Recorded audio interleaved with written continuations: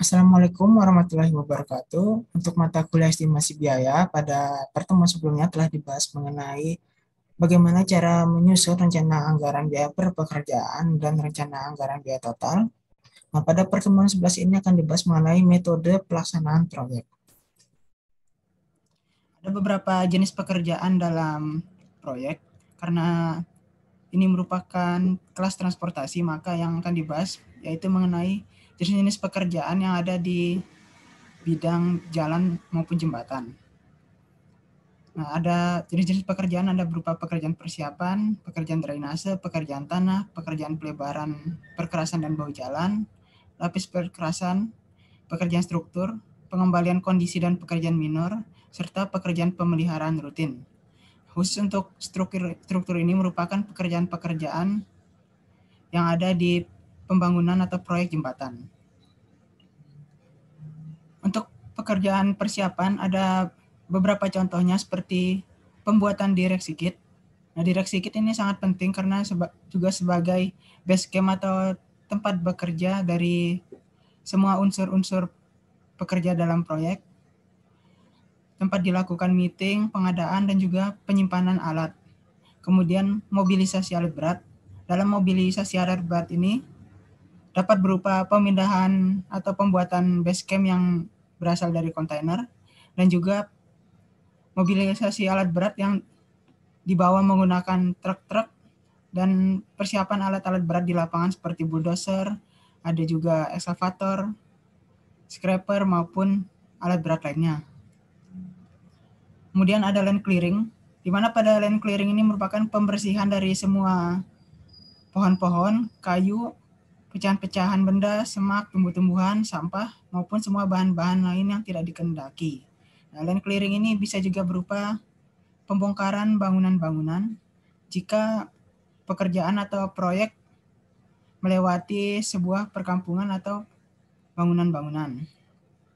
Kemudian ada juga yang dinamakan dengan land stripping, di mana land stripping ini merupakan pengupasan sedikit bagian atas permukaan tanah dari bahan-bahan organik, misalnya seperti tanah humus, rumput, maupun sampah-sampah organik yang ada di bagian atas permukaan tanah.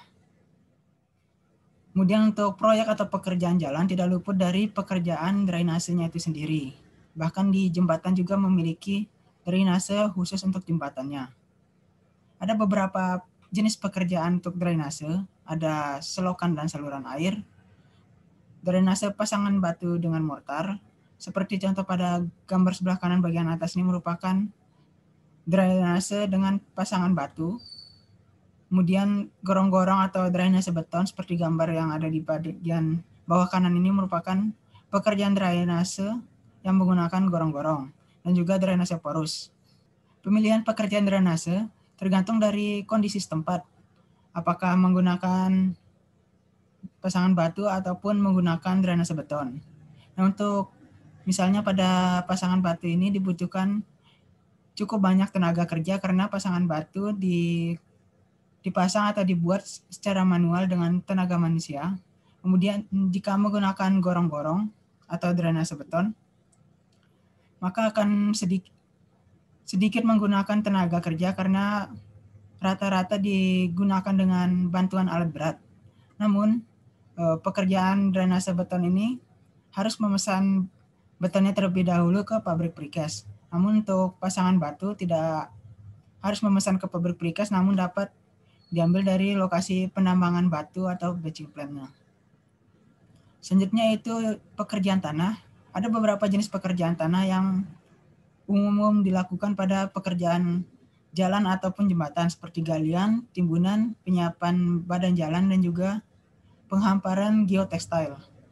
Nah, jadi dalam pekerjaan tanah ini, jika volume pekerjaan cukup besar, pasti menggunakan alat berat, dan alat berat tersebut perlu dihitung dalam rencana anggaran biaya. Untuk jumlah alat berat tergantung dari volume dan juga jadwal pelaksanaan atau pekerjaan yang akan dilakukan. Termasuk juga timbunan karena menggunakan alat berat juga. Kemudian untuk geotekstil, biasanya ini tergantung dari lokasi proyeknya dan juga Biasanya untuk geotekstil ini dalam satuan meter persegi atau dalam satuan luas. Geotekstil ini berfungsi untuk menahan lapis permukaan tanah agar lapisan permukaan tanah tidak bercampur dengan yang satu dengan yang lainnya. Sehingga dengan adanya geotekstil ini dapat memperpanjang umur atau mengurangi risiko kerusakan jalan menjadi lebih kecil.